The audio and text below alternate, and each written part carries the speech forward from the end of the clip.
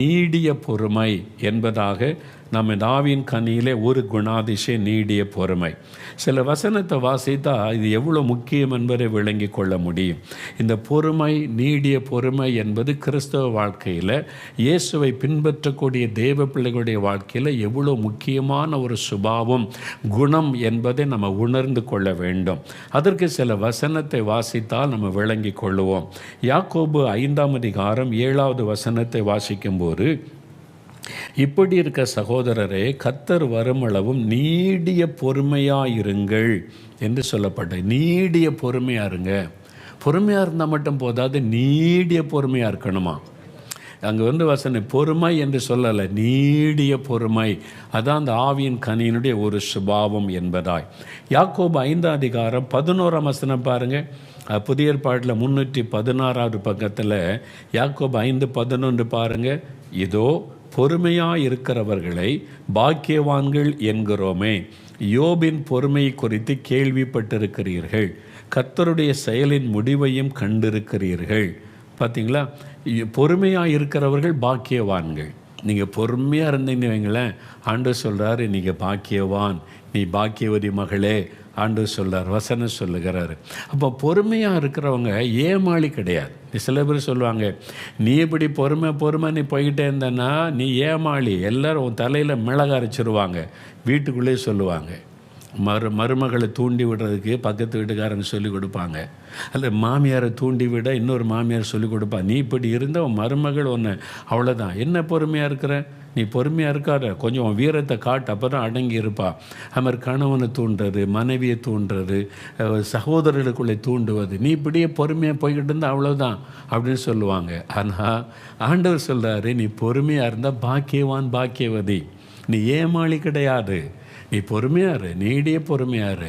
அவங்க பாக்கியவான்கள் பாக்கியவதிகள், அப்படி தான் வேதம் சொல்லு. யோபு பொறுமையாக இருந்தாராம், பாடு சகித்தார், நிந்த அவமானம் வந்தபோது சுற்றில் எல்லாரும் குற்றம் சொல்லும்போது கூட பொறுமையாக இருந்தார். அதனால் 2 மடங்கு ஆசீர்வாதம். அதனால் இந்த பொறுமை என்கிற ஆவியின் கனியினுடைய சுபாவம் இருக்குது. எனக்கு அவசியம்னு நீங்கள் உணரணும், நான் உணரணும், எனக்கு இந்த குணாதிசயம் வேணும்னு சொல்லி நம்ம ஒவ்வொருவரை உணரணும். பாருங்கள், இந்த எதில் பொறுமையாக இருக்கிறது. ரோமர் 12ஆம் அதிகாரம் 12ஆம் வசனம் பாருங்கள். உபத்திரவத்திலே பொறுமையாக இருங்கள். ரோமர் 12:12 வசனம் சொல்லுகிறது. 221ஆம் பக்கம் புதிய ஏற்பாட்டில் உபத்திரவத்திலே பொறுமையாக இருங்கள் என்று வேதம் சொல்லுகிறாரு. அப்போது நம்ம கிறிஸ்தவர்களுக்கு உபத்திரவம் வரும். எல்லாருமே, உலக ஊழியக்காரங்களுக்கு மட்டும் இல்லை, உங்களுடைய குடும்பத்துக்குள்ளே, வேலை செய்கிற இடத்துல, வசிக்கிற இடத்துல சில பிரச்சனை, சில உபத்திரவம், சில நெருக்கங்களை சந்திக்கும் போது தான் நம்ம பொறுமை இழந்து சில காரியம் பேசிடுவோம், பொறுமை இழந்து கோபத்தை வெளிப்படுத்திடுவோம், பொறுமை இழந்து வேகமான வார்த்தைகளை வீசிடுவோம். அப்போது அந்த பாதிப்பு பாருங்கள், தொடர்ச்சியாக சிலருடைய மனதை விட்டு 30-40 வருஷம் கூட அகலாமல் இருந்து விடும். அந்த மாதிரி சமயத்தில் உபத்திரவத்தில் நம்ம பொறுமையாக இருக்கணுமா. அப்படி தான் வசனம் சொல்லு. உபத்திரவத்து மத்தியில் இருக்கீங்களா, நீங்கள் கஷ்டப்படுறீங்களா, ஆண்டவர் சொல்கிறார், உபத்திரம் தானே மகனே மகளே, பொறுமையாரு, நீடிய பொறுமையாரு, அந்த சுபாவம் உனக்கு வேணும் அப்படின்னு சொல்லி ஆண்டவர் நமக்கு உணர்த்துகிறார். நீ நன்மை செய்து உன்னை துக்கப்படுத்துகிறாங்களா, அவமானப்படுத்துகிறாங்களா, உன்னை பொய்யான குற்றச்சாட்டு சொல்லி உன்னை வேதனைப்படுத்துகிறாங்க, மகளே மகனே, பொறுமையாக சகிச்சிக்க. நான் அப்படி தான் இருந்தேன், நீ சகித்துக்கொள். ஆண்டவர் நமக்கு அதை கற்றுக் கொடுக்கிறார். 2 தீமோத்தேயு 3:11 வாசித்த பவுல் சொல்லுகிறார், நான் பாடுகளை சகித்தேன். ஊழியர்கள், பாஸ்டர்மார்கள், போதகர்கள், மிஷினரிகள் பாடு வரும். நீங்கள் எந்த சபையாருக்காக அழுதழுது ஜெபிக்கிறீங்களோ அவங்களே உங்களுக்கு விரோதமாக கை நீட்டுவாங்க. அப்போ உங்களுடைய உள்ளம் உடைந்து போகும். ஆண்டவர் சொல்ல, பொறுமையாக சகித்துக்கொள்ளுங்கள், சகித்துக்கொள்ளுங்கள். நீங்கள் யாருக்காக அழுது ஜெபித்தீங்களோ, யாருக்கு நன்மை செய்தீங்களோ, யார் ரட்சிக்கப்படணும்னு பிரயாசப்பட்டீங்களோ, அதே சபையார் உங்களுக்கு விரோதமாக எழும்பி ஊழியக்காரராகி உங்களை குற்றப்படுத்தி அவமானப்படுத்த வேதனைப்படுத்தும் போது வேதனை வரும். ஆண்டவர் சொல்கிறாரு, நான் சகித்தலை, நீ சகித்துக்க, நீடிய பொறுமையாரு, நீடிய பொறுமையார்.